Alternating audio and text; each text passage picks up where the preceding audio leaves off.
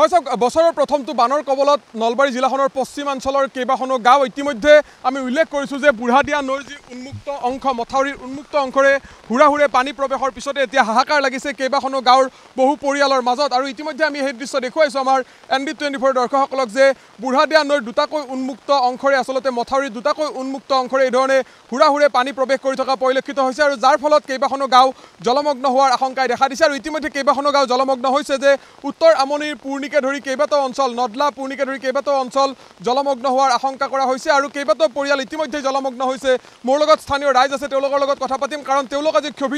ক্ষোভ তেওঁৰ এই কাৰণে তেওঁলোকৰ যে বিগত বছৰটোত বানে ছিঙি নিয়া এই যি অংশ এই অংশসমূহ মেৰামতি কৰা নহ'ল মেৰামতি কৰাৰ ক্ষেত্ৰত কোনো ধৰণৰ ব্যৱস্থা গ্ৰহণ কৰা নহ'ল আৰু যাৰ পৰিণামস্বৰূপে এইবাৰ বানৰ যি প্ৰথমটো বান বছৰৰ প্ৰথমটো বানৰ কবলত এই পশ্চিম নলবাৰী অঞ্চলৰ কেইবাখনো গাঁৱৰ ৰাইজ পৰা পৰিলক্ষিত হৈছে অকণমান আপোনাৰ ওচৰলৈ আহিছোঁ পুনৰবাৰ এই ধৰণে জলমগ্ন হোৱাৰ দিশে আগবাঢ়িছে কেইবাখনো গাঁও ইতিমধ্যে জলমগ্ন হৈছে বহু পৰিয়াল হয় দুৰ্ভাগ্যজনক যে অসম চৰকাৰৰ প্ৰভাৱশালী মন্ত্ৰী পীযুষ হাজৰিকাৰ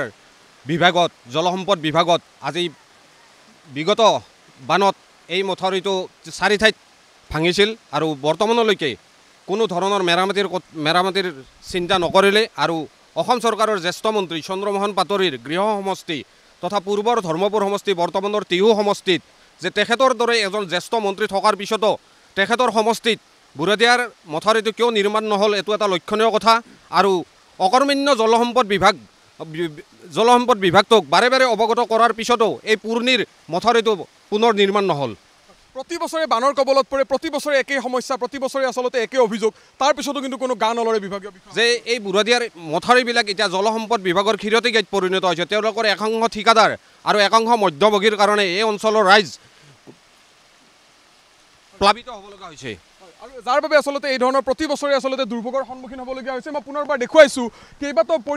এটা পৰিয়াল দেখুৱাইছোঁ এই ধৰণে সেই পৰিয়ালটোৰ যি বাসগৃহ সেই বাসগৃহ ইতিমধ্যে আচলতে প্লাবিত হোৱা পৰিলক্ষিত হৈছে আৰু কেৱল এই পৰিয়ালটোৱে নহয় কেইবাটাও পৰিয়াল এই উত্তৰ আমনি অঞ্চলৰ কেইবাখনো গাঁৱৰ বহু পৰিয়াল জলমগ্ন হোৱাৰ আশংকা কৰা হৈছে আৰু কেইবাখনো গাঁও ইতিমধ্যে জলমগ্ন হৈছে আৰু বছৰৰ প্ৰথমটো বানত নলবাৰী জিলাখনৰ যি পশ্চিমাঞ্চলৰ এই যি আচলতে বুঢ়াদিয়া নৈ এই বুঢ়াদিয়া নৈ দুটাকৈ স্থানত এই ধৰণে হুৰাহুৰে পানী প্ৰৱেশৰ পিছত এতিয়া হাহাকাৰ লাগিছে যিয়ে যেনেকৈ পাৰে আচলতে নিজৰ সা সম্পত্তি আচলতে তেওঁলোকৰ লৈ বা নিজৰ গোধন লৈ তেওঁলোক নিৰাপদ স্থানলৈ ৰাওনা হোৱা পৰিলক্ষিত হৈছে ভিডিঅ' জাৰ্নেলিষ্ট পৰাগে দৃশ্যসমূহ দেখুৱাইছে কি ধৰণে উন্মুক্ত অংশৰে আচলতে হুৰাহুৰে পানী প্ৰৱেশ কৰি আছে এতিয়াও আৰু এই ধৰণে পানী যদি আৰু 2 পৰা 3 ঘণ্টা সময় প্ৰৱেশ কৰি থাকে তেতিয়াহ'লে আৰু বহু গাঁও জলমগ্ন হোৱাৰ আশংকা কৰা হৈছে কিন্তু আটাইতকৈ পৰিতাপৰ কথাটো এইটোৱে যে বিগত বছৰটোত বানে ছিঙি নিয়া এই যি অংশ এই অংশ মেৰামতি নকৰাৰ ফলতে এই ধৰণে পুনৰবাৰ প্লাবিত হ'ল এই পশ্চিম নলবাৰী উত্তৰ আমনি অঞ্চল আৰু উত্তৰ আমনি অঞ্চলৰ কেইবাটাও চুবুৰী ইতিমধ্যে জলমগ্ন হৈছে আৰু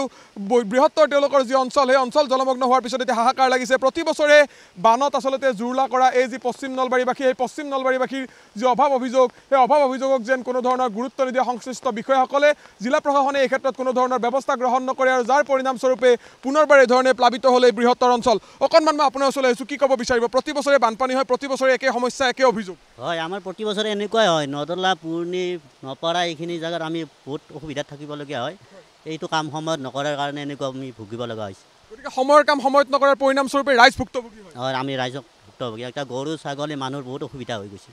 যদি সম্ভৱ হয় মই এটা পৰিয়ালৰ কিছু বাসগৃহৰ কিছু দৃশ্য মই দেখুৱাই লোৱাৰ চেষ্টা কৰিম এই পৰিয়ালটোৰ বাসগৃহত হুৰাহুৰে আচলতে পানী প্ৰৱেশৰ পিছত তেওঁলোকৰ চোতালেৰে এই ধৰণে যি নৈৰ সোঁত সেই সোঁত বোৱা আৰম্ভ হৈছে আৰু তেওঁলোকৰ যি গোধন সেই গোধন ইতিমধ্যে নিৰাপদ স্থানলৈ তেওঁলোকে নিৰাপদ স্থানলৈ তেওঁলোকে লৈ যোৱা পৰিলক্ষিত হৈছে আৰু এই ধৰণে তেওঁলোকৰ যি ঘৰৰ চোতাল সেই চোতালেৰে আচলতে নৈৰ যি সোঁত সেই সোঁত বুবলৈ আৰম্ভ কৰিছে আন এটা দৃশ্য দেখুৱাম এই ধৰণে যি মথাউৰি উন্মুক্ত হৈ থকা মথাউৰিৰ কাষত যিখিনি অংশ তেওঁলোকৰ বাচি আছে সেই বাচি থকা অংশখিনিত তেওঁলোকৰ আশ্ৰয়ৰ ব্যৱস্থা কৰিছে ইতিমধ্যে তেওঁলোকে অস্থায়ী যি তেওঁলোকৰ পেণ্ডেল বা অস্থায়ী তেওঁলোকৰ যি ইয়াত তেওঁলোকে থাকিব পৰাকৈ যি ব্যৱস্থা সেই ব্যৱস্থা তেওঁলোকে কৰি থকা পৰিলক্ষিত হৈছে আমি এই ধৰণে দেখুৱাইছোঁ ND24 দৰ্শকসকলক যে বছৰৰ প্ৰথমটো বানত উত্তৰ আমনি নলবাৰী জিলাখনৰ উত্তৰ আমনিৰ এই বৃহত্তৰ অঞ্চলৰ ৰাইজ পুনৰবাৰ পৰা পৰিলক্ষিত হৈছে নলবাৰীৰ পৰা কেমেৰাত পৰাগৰ সৈতে মই ভাস্কৰ জ্যোতিকা ND24